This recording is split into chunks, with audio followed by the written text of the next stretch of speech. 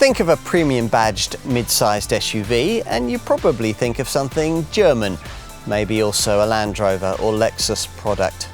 We'd also suggest though that you should be looking at the car we're going to test here, the improved version of Volvo's elegant and beautifully crafted second generation XC60. Proof that in Sweden they build SUVs just a little differently. Safe, efficient, clever, practical and stylish, it's yet another model that re-establishes this Scandinavian maker as a credibly prestigious automotive brand. My name is Jonathan Crouch. I've been testing cars for over 40 years. You'll find them all on the Car and Driving Car Reviews app. Here, I'm going to try and tell you everything that you really need to know about this car in a way you'll find nowhere else. Volvo's softened up the passive dampers and worked on refinement for this further updated XC60. It reckons this is its quietest mid-sized SUV yet. Otherwise, nothing significant has changed in terms of the engineering of this car.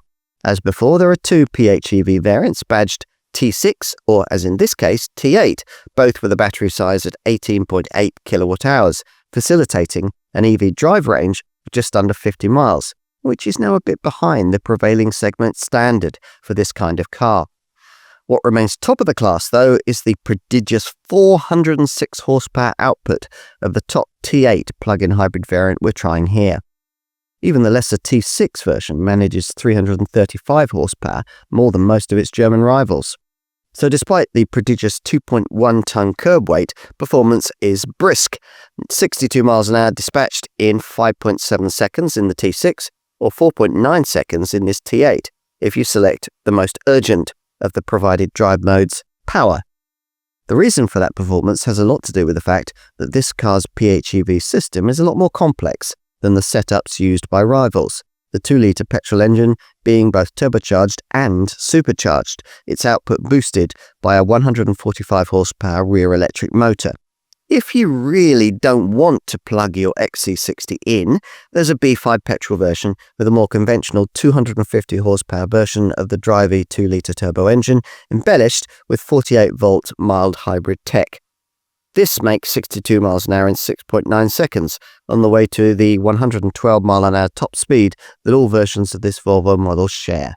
You'll need to be an existing owner or know this second generation XC60 pretty well to notice the changes made as part of this second update.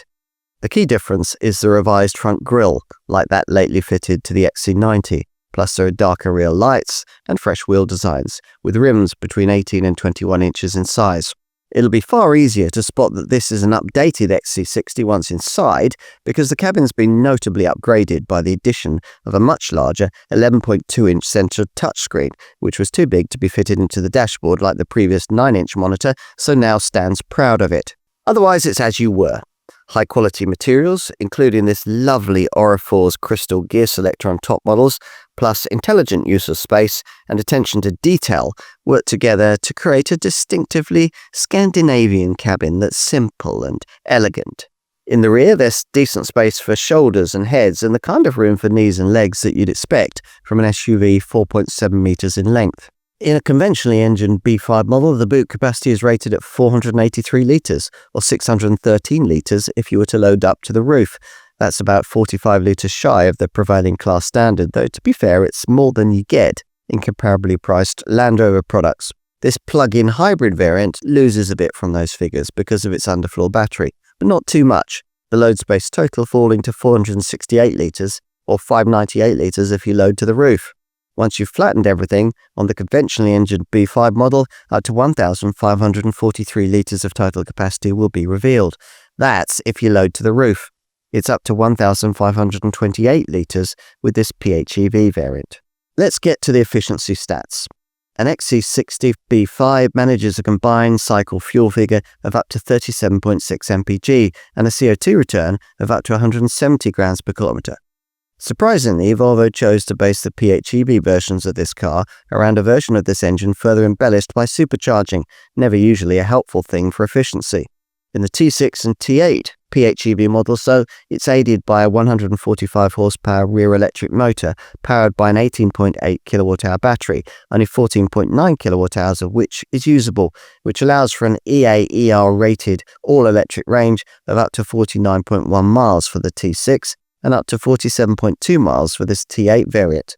That's fairly similar to the 54-mile figure you'd get from a comparably priced BMW X3 xDrive 30e, but two other slightly pricier key rivals have now pulled ahead, the Audi Q5e Hybrid offering up to 62 miles and the Mercedes GLC 300e managing up to 78 miles.